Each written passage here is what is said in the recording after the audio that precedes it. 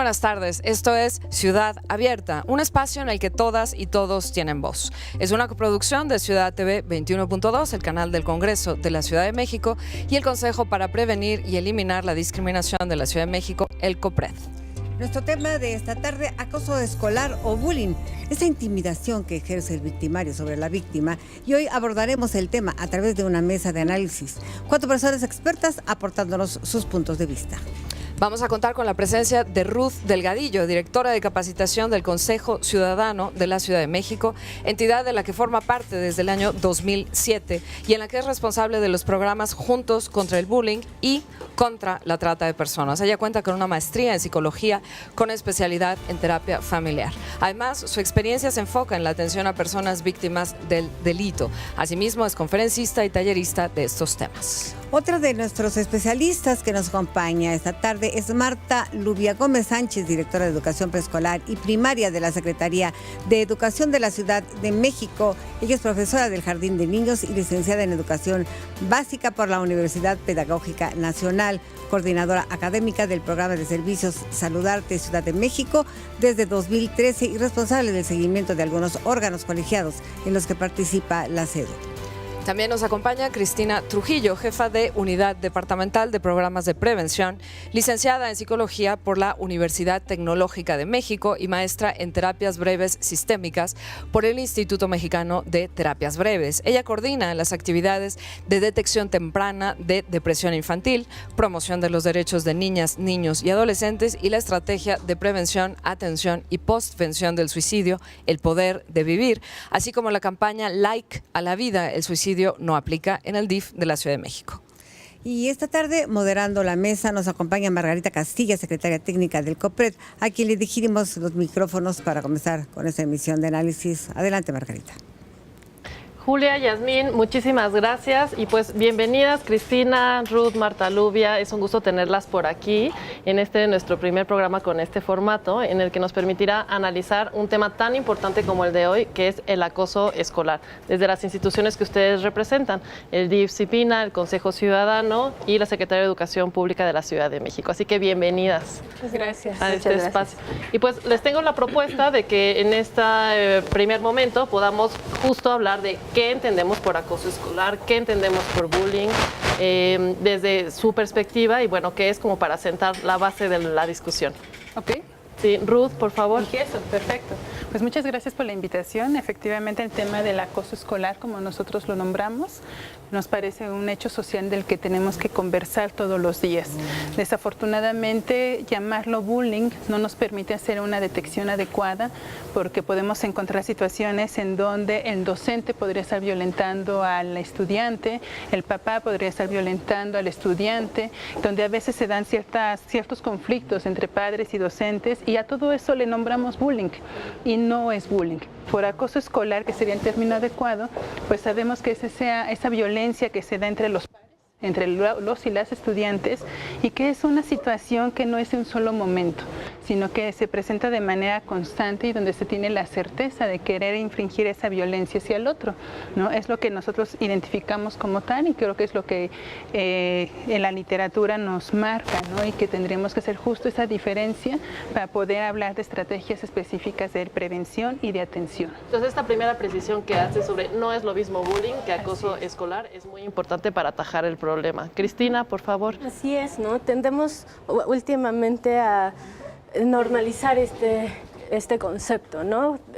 Generalizamos acerca del bullying, incluso tiene características muy especiales, necesita ser algo reiterativo, algo que pasa constantemente y entonces hoy en día cuando vivimos alguna situación de violencia general tendemos a llamarle bullying y no es así, ¿no? Entonces, en efecto, como decía Ruth, necesitamos delimitar estos conceptos para poder dar una atención adecuada. Entonces tenemos una característica que nos dicen, es entre pares, el acoso escolar, es reiterado. Y no, Marta Lubia, ¿qué nos puedes comentar y sumar en este sentido? Me parece importante la acotación. Muchas gracias por la invitación. Yo creo que mientras más informados estemos en la familia y como docentes, pues ayudará a buscar maneras para minificar esta situación. Existen diferentes tipos de violencia en el entorno escolar también en el familiar, que yo creo que es un reflejo lo que pasa en la familia, lo que sucede en la escuela. Dentro de los tipos de violencia está la psicoemocional, la física directa, la física indirecta, la verbal y la sexual. Creo que nosotros debemos de intervenir como adultos de manera muy precisa, entendiendo qué tipo de violencia es la que se está presentando para buscar también la posible solución, ayuda e informar a los padres de familia qué es lo que está sucediendo. Seas docente, seas directivo, formes parte de un colectivo, de una asociación, creo que clasificar los tipos de violencia y conocerlas nos va a permitir saber qué solución podemos ir buscando para ayudar pues tanto a nuestros niños, niñas y estudiantes que lo están sufriendo, como orientar a la familia. Es decir, que entonces sumamos un elemento más, hay que precisar los conceptos, estamos hablando en esta mesa de acoso escolar, estamos hablando de que es entre pares, estamos hablando de que es una conducta reiterada y que se manifiesta de diferentes formas, ¿cierto? Así es. Entonces, puede ser sexual, violencia psicoemocional y algunas otras conductas que se manifiestan. ¿Cuáles son otras? ¿Cuáles son las más frecuentes? Ahora sí es abierta la pregunta, cómo lo ven desde los diferentes espacios, ¿no? Desde el Consejo Ciudadano, los reportes que recibimos a través de la línea de atención, identificamos que la principal es la física, esta violencia física directa, como mencionaba Luvia, y también la física indirecta. La física directa es cuando te doy el golpe de manera directa a la otra persona. Y la indirecta es cuando violento tus pertenencias, ¿no? Piso tu mochila, te aviento tus libros, te mancho tus cuadernos.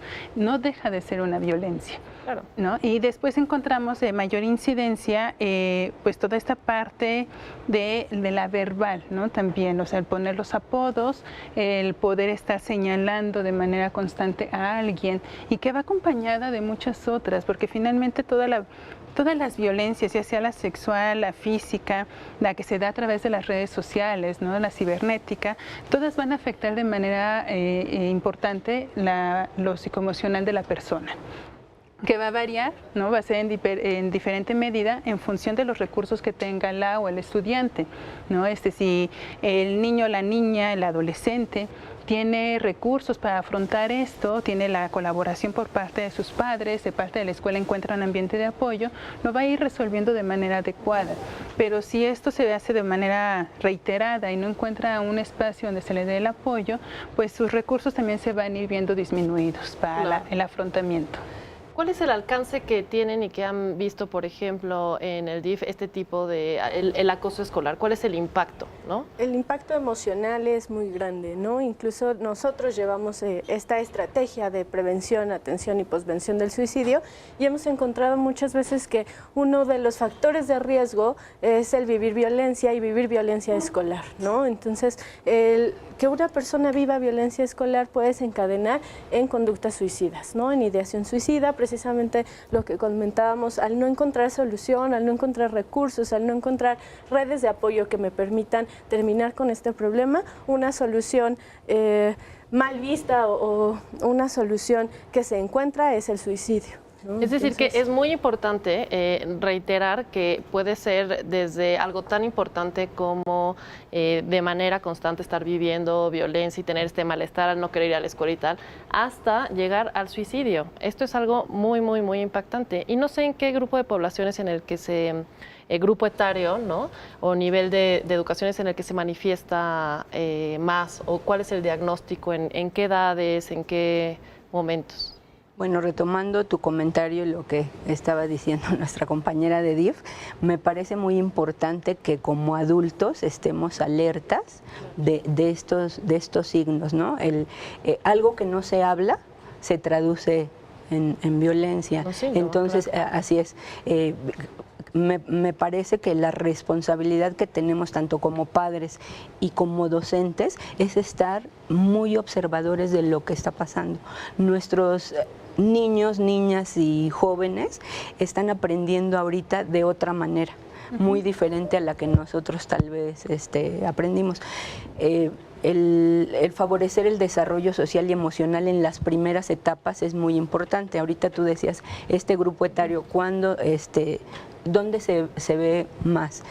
Yo considero que es en la etapa ya de la secundaria y la educación media superior, cuando pues se ve ya este reflejo con mucho mayor intensidad. Pero eso no quiere decir que tenemos grupos de tercero, cuarto de primaria, segundo de primaria que están refiriendo que son molestados por los compañeros. Y esto nos lleva a una reflexión. Esto es multifactorial, pero creo que en la familia, en el hogar, es donde no debemos de perder de vista que ahí es donde tendríamos que estar trabajando. Claro. Yo, antes de que sigamos conversando, quisiera poner que para el Consejo para Prevenir y Eliminar la Discriminación tenemos varios grupos de atención prioritaria, ¿no? Y entonces, varios de los casos que tenemos tienen que ver mucho, por ejemplo, con niñez y adolescencia trans. Un segundo grupo diría niñez y adolescencia también con discapacidad. Con alguna diversidad lingüística, migrante, niñez indígena, ¿no? Entonces, ¿cómo es importante esta mirada sobre qué para atender el problema? Y lo pongo a su consideración, cómo tenemos que conocer las diferencias de el motivo del acoso, la forma en la que se manifiesta y tal, como para poder atajarlo, y no sé qué opinión en ese sentido les merezca, ¿no? La diferenciación en cuanto al diagnóstico. Claro, yo creo que es algo muy importante, pero yo me iría un poquito más atrás. Cuando hablamos de que hay una relación de violencia entre pares, nos tendríamos que ir a preguntarnos cómo estamos construyendo las formas de convivir. Porque finalmente, cuando ya llegamos al tema de acoso escolar, es cuando un conflicto no se ha podido resolver de manera adecuada. Y lo que encontramos en los casos que hemos recibido, que principalmente están en primaria alta, cuarto, quinto, sexto y secundaria, en donde coincidimos finalmente con Secretaría de Educación, es que el tema de la diferencia en cuanto a aspecto físico llega a ser uno de los motivos por los cuales se empieza a generar este desacuerdo, este conflicto, y termina siendo acoso escolar, ¿no? Y si la apariencia física es un detonante. Llega a ser uno de los motivos, ¿no? Estás con un sobrepeso o estás muy delgado, te arreglas mucho, vas descuidado, vas desaliñado, y que son algunas de las conductas, ¿no? Que bueno, la conducta de violencia se refleja cuando estos son los motivos por los cuales se empieza a hacer esa exclusión del otro. Es decir, que tú, Ruth, señalarías que la prevención es importante diagnosticar cuando hay como estos detonantes, poner una atención especial para prevenir ya una situación de acoso, porque hay varias señales antes, ¿no? Claro, yo hablaría incluso de que lo que tenemos que empezar a construir es cómo aceptamos los conflictos como algo natural en las relaciones humanas y cómo les enseñamos a resolverlos, ¿no? Como algo natural precisamente, y no tenga que llegar a un evento violento porque no logré llegar a un acuerdo, no pude negociar, no hubo alguien que me ayudara a mediar y que por ende terminó dando un golpe, terminó haciendo un señalamiento o excluyendo al otro. Bueno, pues quédense con nosotros, por favor, porque vamos a seguir conversando sobre el acoso escolar. Quédense.